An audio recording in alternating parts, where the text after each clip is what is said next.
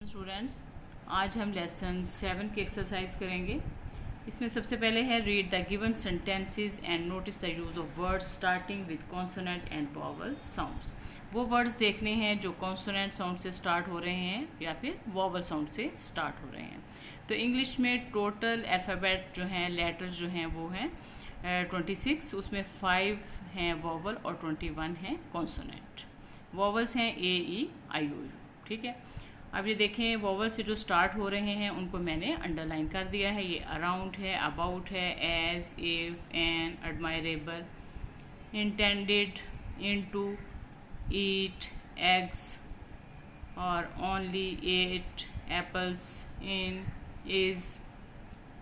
यहाँ पर कोई मखसूस वर्ड होना मकसद नहीं है। यहाँ पे सिर्फ ये बताना है कि सिर्फ हम साउंड बता रहे हैं। ठीक है, कि वॉवल साउंड से कौन से वर्ड स्टार्ट हो रहे हैं। ठीक है, अब इज़ है, इज़, तो ये आई जो है वो वॉवल की साउंड दे रहा है। ठीक है, तो यहाँ पे जस्ट हम साउंड्स का बता रहे हैं। ठीक है, तो ये वॉवल साउंड्स वाले हैं। अब बाकी जितने भी हैं वो सारे कॉन्सोनेंट वाले हैं। ठीक है, बाकी जितने भी हैं वो सबकी कॉन्सोनेंट साउंड है। जिनमें जो वर्ड्स वॉवल से स्टार्ट हो रहे थे उनको मैंने अंडरलाइन कर दिया है। अब जैसे आप सोच रहे होंगे कि ए, ई, आई, ओ, यू, ये तो वॉवल है। ठीक है, तो ये वॉवल साउंड में क्यों नहीं आई यूनिवर्सिटी। ठीक है, यहाँ पे यूनिवर्सिटी जो है, यू जो है वो आ की साउंड नहीं दे रहा। यहाँ पे यू जो है वो आ की साउंड नहीं दे रहा है। जैसे यहाँ पर ये देखिए मैंने वर्ड्स लिखे हैं अम्पायर, अम्पायर, यहाँ पे यू जो है वो आ की साउंड दे रहा है। अम्ब्रेला आ की साउंड दे रहा है। ठीक है, जब आ की साउंड होगी तो वो वॉवल साउंड्स में शामिल होंगे। अब ये देखो अम्पायर है, अम्ब्रेला है, तो यहाँ पे यू आ की साउंड दे रहा है, तो ये वॉवल साउंड वाले होंगे। तो यूनिवर्सिटी है, यहाँ पे यू की साउंड आ रही है यूनिवर्सिटी, तो ये कॉन्सोनेंट में आएगा। तो ये यूनिवर्सिटी जो है ये कॉन्सोनेंट में आएगा। नीचे इन्होंने कहा है कि right 5 words starting with consonant and vowel sounds each in your notebook. के वर्ड्स लिखने हैं आपने कोई भी 5 वर्ड। यहाँ पे जस्ट मैंने साउंड बताने के लिए देखें एज है, इफ़ है, इज़ है, इन सब को अंडरलाइन कर दिया है जस्ट साउंड बताने के लिए। तो यहाँ पे आपने ऑथेंटिक वर्ड्स लिखने हैं। यहाँ पे 5 वर्ड्स आपने लिखने हैं जो कॉन्सोनेंट से स्टार्ट हो रहे हों और वॉवल से स्टार्ट हो रहे हों। ठीक है, आप अपनी मर्ज़ी से कोई भी लिख सकते हो। फिर भी मैं आपको बता देती हूँ कि कॉन्सोनेंट से स्टार्ट होने वाले वर्ड्स जैसे आप कैट है, डॉग है, टेबल है, ड्रैग है, गिव है, माउस है, कुछ भी लिख सकते हो। और वॉवल से जैसे एप्पल है, इंक पॉट है, आइज़ है, ऑरेंज है, अम्ब्रेला है। ठीक है, ये अम्पायर है।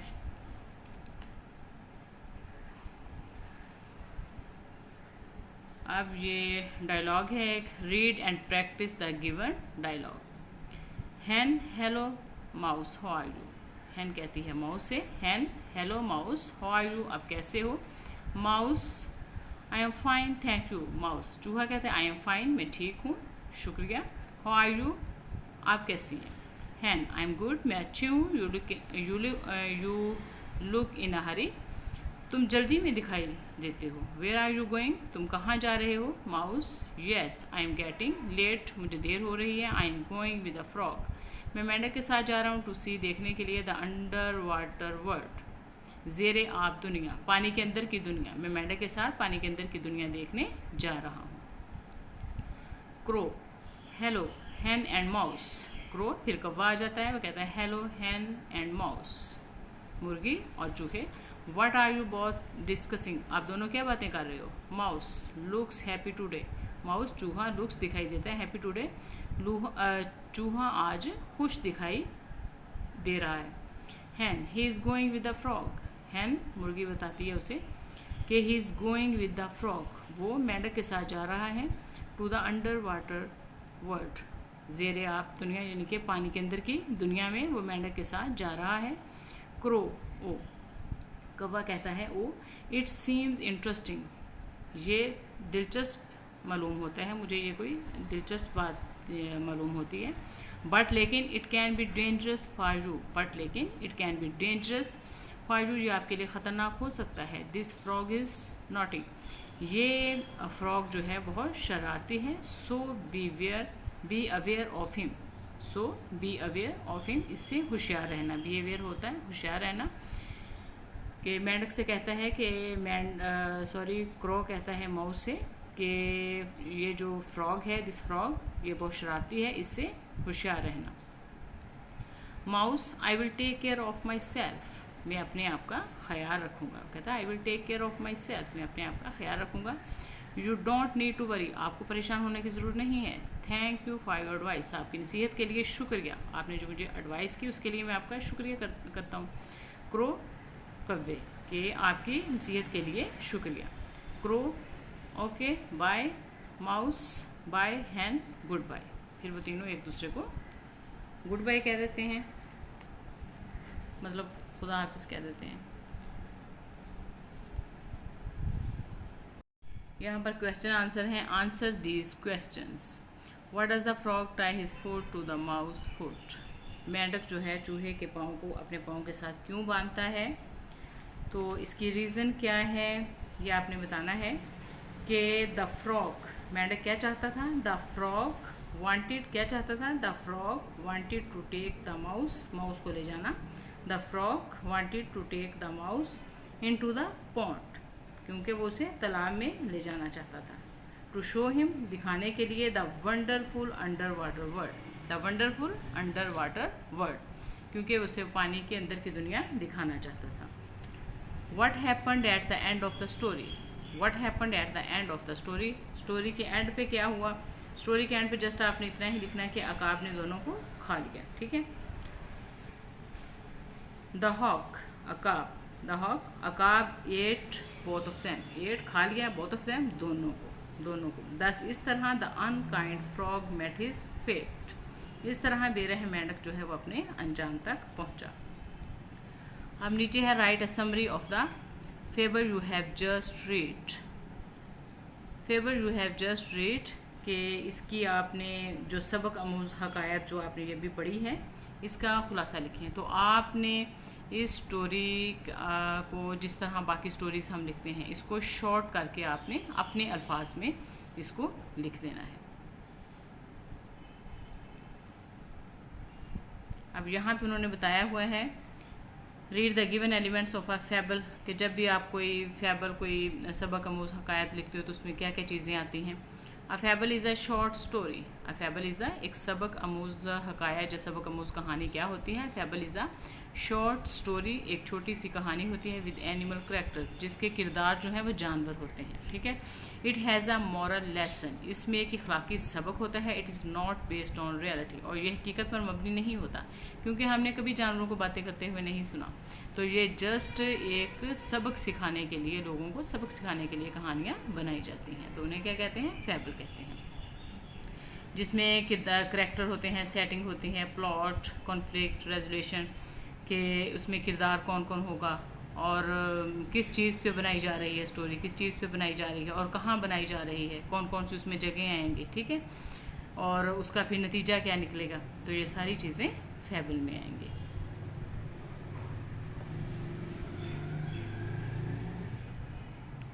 अब यहाँ पे है उन्होंने कहा है which is your favourite character of the story, story में आपका फेवरेट कैरेक्टर कौन सा था, वो हर किसी की अपनी अपनी पसंद होती है, ठीक है। अब यहाँ पे ये वर्ड्स दिए गए हैं, read the given story and fill in the blanks with the correct words given below. ये वर्ड्स दिए गए हैं, ये सारे वर्ड्स हमने ये स्टोरी कंप्लीट करने में यूज़ करने हैं। ये स्टोरी कंप्लीट करने में हमने ये वर्ड्स, इन वर्ड्स का इस्तेमाल करना है और सूटेबल वर्ड्स के कौन से सेंटेंस में कौन सा वर्ड आएगा। तो ये मैंने फिल कर दिया है आपको। Once they lived a hare and a tortoise in a forest. The hare was very proud of his speed. He used to make fun of the tortoise for being too slow. One day the tortoise challenged the hare to a race. The hare accepted the challenge. The race started. The hare ran very fast. The tortoise was left much behind. The hare got tired and stopped to have some rest under a tree. He fell asleep. The tortoise passed him and reached the winning post. The hare woke up and ran as fast as he could. He saw that the tortoise was already there at the winning post. The tortoise had won the race. ठीक है, तो ये है story. ये आपने यकीनन याद की होगी पहले भी, तो अगर किसी ने नहीं की तो यहाँ से स्टोरी को याद कर सकता है। कछुए और खरगोश की कहानी है ये। Read the lesson again. Read the lesson again and fill in the blanks with the correct option. With the correct option. अगर लेसन को ध्यान से पढ़ा हो तो ऑप्शन चूज़ करना मुश्किल नहीं होता.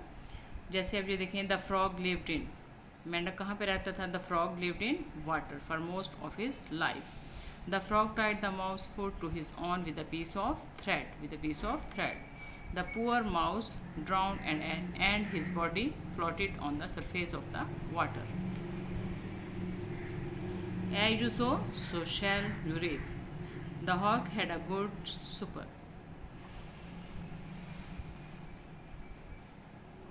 अब यहाँ पर हैं words meaning. Read the given words with their meaning. अब वर्ड्स को उनके मीनिंग के साथ पढ़ना है.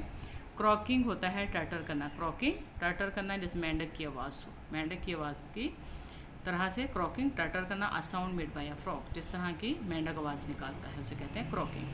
इंटेंट इरादा करना. The purpose to do something, कुछ करने का पर्पस, मकसद कुछ करने का मकसद, कुछ करने का इरादा करना. ड्रैग घसीटना. टू पुल समबॉडी, किसी को खींचना. फ्राइटेंड खौफजदा, अफ्रेड भी खौफजदा होता है. पाउंस झपटना. स्प्रैंग यकायक फॉरवर्ड आगे बढ़ना. सडनली अचानक. So as to catch something, किसी चीज़ को पकड़ने के लिए यकायक या फ़ौरन से आगे झपट पड़ना. किसी चीज़ को पकड़ने के लिए फ़ौरन झपट पड़ना.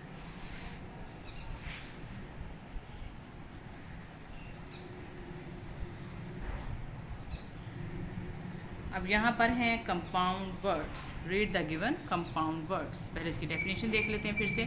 कंपाउंड वर्ड्स आर फॉर्म्ड, कैसे बनते हैं compound words? When two words are put together, जब दो वर्ड्स को आपस में मिलाया जाता है. To form a new word, एक नया वर्ड बनाने के लिए. विद अ न्यू मीनिंग, एक नए मीनिंग के साथ. जैसे अब ये देखें, वर्ड 1 है, वर्ड 2 है. अब इन दोनों को हमने यहाँ पे मिला दिया तो इसका एक नया मीनिंग बनेगा. ठीक है, एक नया मीनिंग. ये दो वर्ड से मिलकर बना है तो इसलिए ये कंपाउंड वर्ड है. दो वर्ड से मिलकर बना है तो ये क्या है? कंपाउंड वर्ड है. और फिर इसका मतलब भी चेंज हो जाता है.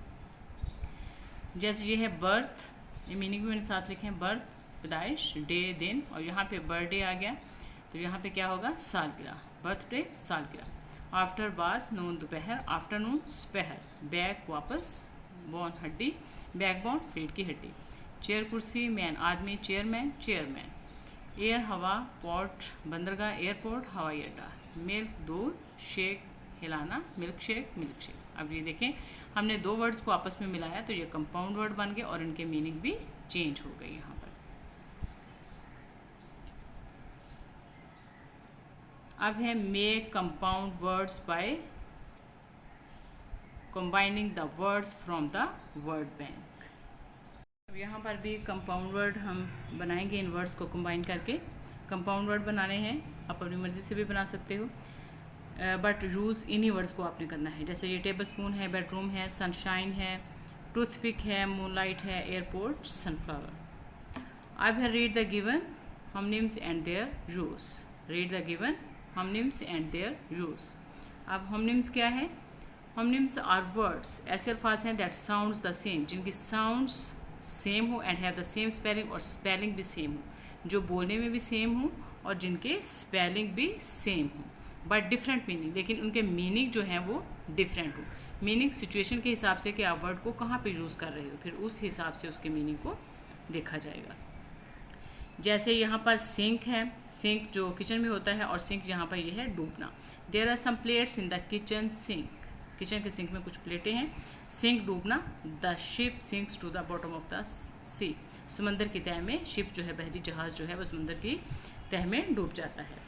टाई बांधना. एक टाई जो होती है जो हम लगाते हैं tie. Please tie a knot in this rope. इस रस्सी में गिरा लगा दें. Tie he likes to wear a tie and shirt. वो टाई और शर्ट पहनना पसंद करता है. एक पार्क है गाड़ी खड़ी करना. दूसरा पार्क है जिसमें हम आउटिंग के लिए जाते हैं. Park. They usually park their cars outside their house. वो अमूमन अपने घर के बाहर गाड़ियाँ पार्क करते हैं, कार खड़ी करते हैं. अच्छा, पार्क है. The children are playing in the park. बच्चे पार्क में खेल रहे हैं. दे यूजली वो अक्सर पार्क करते हैं देयर कार्स अपनी गाड़ियाँ आउटसाइड देयर हाउस अपने घर के बाहर. The children are playing in the park. बच्चे पार्क में खेल रहे हैं. बैंक है एक किनारा. और दूसरा बैंक है जिसमें हम पैसे रखते हैं, अपनी चीज़ें रखते हैं हिफाजत के लिए। Ali bought a house near the river bank. Ali ने रिवर बैंक दरिया के किनारे रिवर बैंक के करीब जो है वो घर ख़रीदा। बैंक सारा open an account in a bank. सारा ने बैंक में अकाउंट खोला। मैच माचिस की तीली और एक मैच होता है खेलों का मुकाबला। Could you please light match stick. क्या आप बराए मेहरबानी माचिस की तीली जला सकते हैं। Match they won the cricket match. They won the cricket match. उन्होंने क्रिकेट मैच, वो क्रिकेट मैच जीत गए या उन्होंने क्रिकेट मैच जीत लिया। Read the given sentences and encircle the correct words from the given homonyms. अब आपने यहाँ पर भी हम जिन्स अल्फाज जो हैं वो देखने हैं, होमनिम्स देखने हैं। आप यहाँ पे the apples are beginning to drop. सेब गिरने लगे हैं, या द एप्पल्स आर बिगनिंग, सेब शुरू हो गए हैं, टू ड्रॉप गिरना। ठीक है। अब दूसरा है a small quantity of a liquid from the trees. या फिर कोई दरख्तों पे जब रात को शबनम के कतरे पड़ते हैं, ठीक है, और वहाँ से दरख्तों के ऊपर से कोई ड्रॉप गिरे, पानी का एक कतरा गिरे, तो उसे भी आप ड्रॉप कहते हैं। पानी के एक छोटे से कतरे को भी ड्रॉप कहते हैं। ठीक है, ये ड्रॉप हो गया, और किसी चीज़ का ड्रॉप होना, गिरना, वो भी ड्रॉप है। तो ये दोनों क्या हैं? Homonyms. He held the bird gently in his palm. उसने बड़ी नरमी से अपनी हाथ की जो हथेली है, पाम हाथ की हथेली को कहते हैं, उसमें उसने परिंदे को पकड़ा। अब है a straight tree with long leaves at the top. ठीक है, ये जो सीधा दरख्त होता है, लॉन्ग लीव्स, बड़े लंबे पत्तों वाला जो सीधा दरख्त होता है, पाम, खजूर का दरख्त जो होता है, उसे भी पाम कहते हैं। पाम ट्री जो है खजूर के दरख्त को भी कहते हैं, और पाम हाथ की हथेली को भी कहते हैं। तो ये ड्रॉप है, पाम है, ये क्या है? Homonyms. The key was hanging from a nail. Nail की मोस्टली हमने घर में कील लगाए होते हैं, उस पर हम की जो है वो लटका देते हैं नेल। एक नेल तो वो है, कील को कहते हैं, और दूसरे नेल जो हमारे हाथ के नेल होते हैं, ठीक है, वो नेल। अब use the given homonyms in your own sentences in your notebook. ये मैंने इनके मीनिंग आपको लिख दिए हैं। राइट का मतलब है दुरुस्त, राइट हक होता है, फेयर जायज़, फेयर मेला, ग्लासेस एनक, ग्लासेस ग्लास, वेल कुआं, वेल अच्छा। ठीक है, मीनिंग मैंने लिख दिए हैं। अब आपके इनके जो सेंटेंस हैं वो आपने खुद बनाने हैं। अब fill in the missing letter to complete the words. Words को कंप्लीट करने के लिए लेटर जो मिसिंग है वो आपने लिखने हैं। यहाँ पर है wonderful, thread, surface, drown, super. ये मैंने वर्ड्स जो हैं, लेटर्स जो हैं वो जो मिसिंग थे वो मैंने लिख दिए हैं। अब यहाँ पर है personal pronoun. A personal pronoun is the pronoun that refers back to the subject of the same sentence. It ends in self और सेल्फ्स। अब ज़मायर शख्सी। ज़मायर शख्सी ऐसा इसम ज़मीर है जो पर्सनल प्रोनाउन है। ये क्या है? ऐसा इसम ज़मीर है जो एक ही जुमले के फ़ाइल का दोबारा जिक्र करता है। जो एक ही जुमले के फ़ाइल का दोबारा जिक्र करता है, जिसमें सब्जेक्ट और ऑब्जेक्ट सेम होते हैं। ठीक है, और इनके एंड पे सेल्फ और सेल्फ्स लगाया जाता है। ये जो रेड में है, it self, him self, them self, इनको रिफ्लेक्सिव प्रोनाउन कहा जाता है, जिसमें सब्जेक्ट और ऑब्जेक्ट जो हैं वो सेम होते हैं। पर्सनल प्रोनाउन क्या है? He, she, it, I, we, you, they. तो नाउन को बार बार रिपीट करने के बजाय पर्सनल प्रोनाउन का हम इस्तेमाल करते हैं। जैसे है the frog hurt itself while playing. The frog hurt itself while playing. Ali introduced himself to his new neighbor. God helps those who help themselves. Sana bought a dress for herself.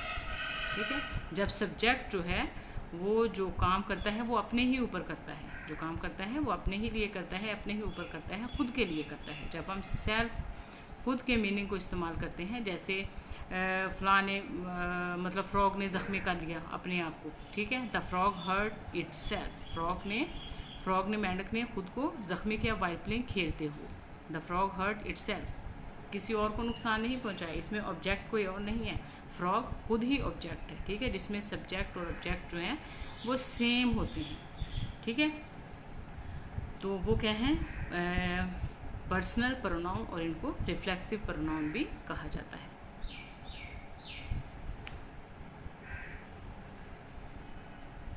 अब अब यहाँ है you should complete your assignment your self. You should complete, तुम्हें complete करनी चाहिए your assignment your self, तुम्हें अपनी assignment जो है वो खुद कंप्लीट करनी चाहिए। ठीक है, कि इसमें आपको काम करके देने वाला कोई और नहीं है, आप खुद हो।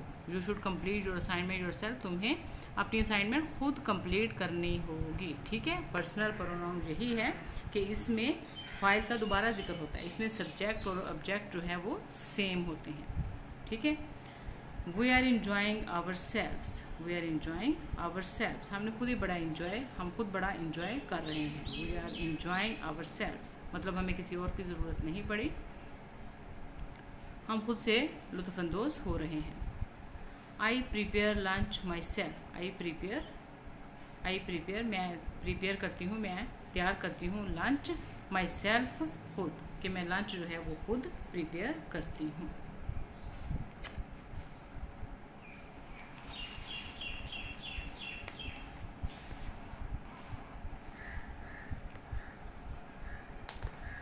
अब यहाँ पर है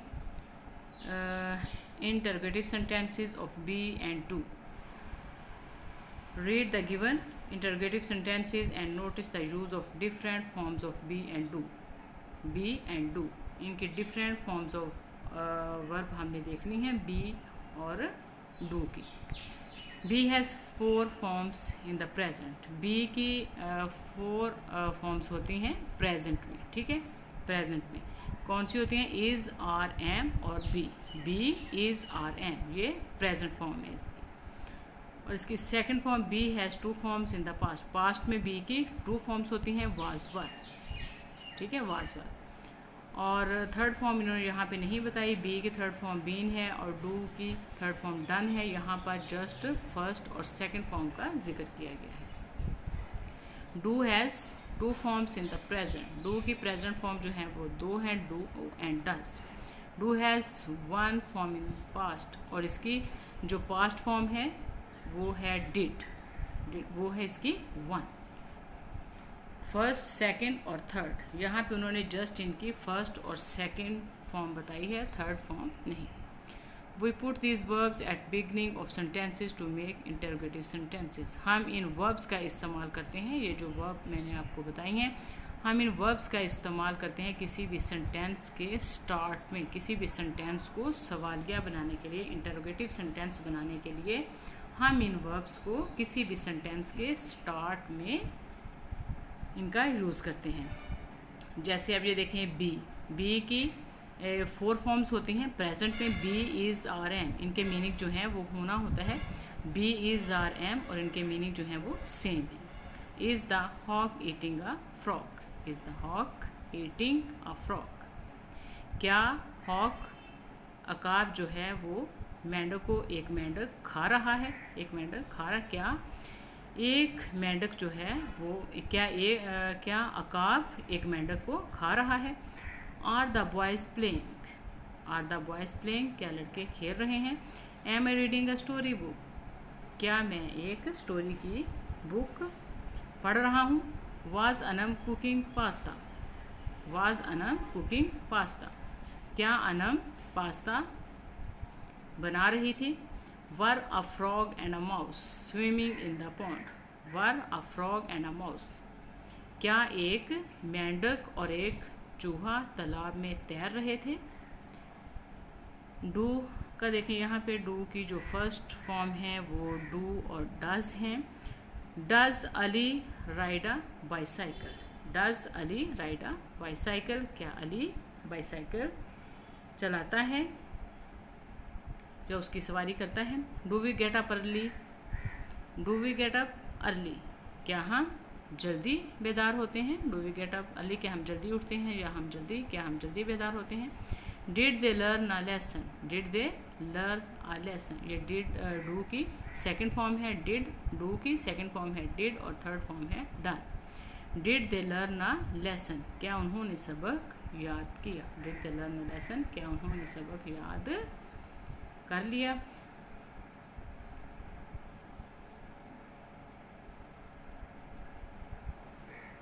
अब यहाँ है री right the given sentences by adding correct punctuation in your notebook. अब करेक्ट पंक्चुएशन का इस्तेमाल करना है। अब full stop is used at the end of a declarative sentences जो होते हैं, बयानिया जुमले होते हैं, उनके एंड पे जो बात मुकम्मल एक बात हो, पूरी एक स्टेटमेंट हो, उसके एंड पे हम सेंटेंस पे क्या लगाते हैं, फुल स्टॉप लगाते हैं। Question mark is used at the end of question. जब कोई सवाल होता है, किसी से सवाल किया जाता है या आपसे कोई सवाल करता है, तो उसके लिए हम क्वेश्चन मार्क का इस्तेमाल करते हैं। सवाल या सेंटेंस जो है उसके एंड पे क्वेश्चन मार्क का इस्तेमाल करते हैं। And exclamation mark is use to show strong feelings, ठीक है, जो आपकी सडन फीलिंग्स होती हैं, स्ट्रॉन्ग फीलिंग्स होती हैं और इमोशंस होते हैं, आपके जज्बात होते हैं, उसके लिए हम ये एक्सक्लेमेशन मार्क का इस्तेमाल करते हैं। एक्सक्लेमेशन मार्क का इस्तेमाल करते हैं। A hyphen is use to join two or more words together. जो टू या उससे ज़्यादा वर्ड्स को ज्वाइन करना हो तो हम हाइफन का साइन इस्तेमाल करते हैं। अब यहाँ पर देखें जो करेक्शन है वो मैंने की हुई है। यहाँ पे एस जो है आपने कैपिटल लिखना है, क्योंकि जब भी हम सेंटेंस स्टार्ट करते हैं तो उसका एस कैपिटल होना चाहिए। यहाँ पे एस कैपिटल आएगा। सारा इज़ 22 ईयर्स ओल्ड, एंड पे इसके फुल स्टॉप आएगा। ओ यहाँ पे ओ जो है वो कैपिटल आएगा, उसके बाद जो है वो कॉमा आएगा। Oh what a beautiful seen it is, and पे एक्सक्लेमेशन मार्क आएगा। क्योंकि जब आप किसी भी चीज़ को अचानक से, किसी अच्छी चीज़ को या बुरी चीज़ को देखते हो, तो जब आप हैरान होते हो अचानक से, जो आपकी फीलिंग्स आती है, oh what a beautiful seen it is, कितना खूबसूरत मंजर है। अब टी यहाँ पे कैपिटल है। The frog deceive the poor mouse, और एंड पे इसके फुल स्टॉप आएगा। Do you know the moral of this story, ये क्वेश्चन है, यहाँ पे डी जो है वो कैपिटल होगा और एंड पे इसके क्वेश्चन मार्क होगा। ये सवाल या सेंटेंस है। It is raining outside, it यहाँ पे आई जो है वो कैपिटल आएगा और एंड पे इसके डॉट आएगा। इट इज़ रेनिंग आउटसाइड, बाहर बारिश हो रही है। ओके स्टूडेंट्स, आज के लेसन की जो एक्सरसाइज है वो कंप्लीट हुई, काफ़ी लंबी थी। मुझे उम्मीद है कि आपको समझ आ गई होगी। अगर आपको मेरी ये वीडियो अच्छी लगे तो इसे लाइक करें, सब्सक्राइब करें और अपने फ्रेंड्स के साथ शेयर ज़रूर करें। अल्लाह हाफिज़।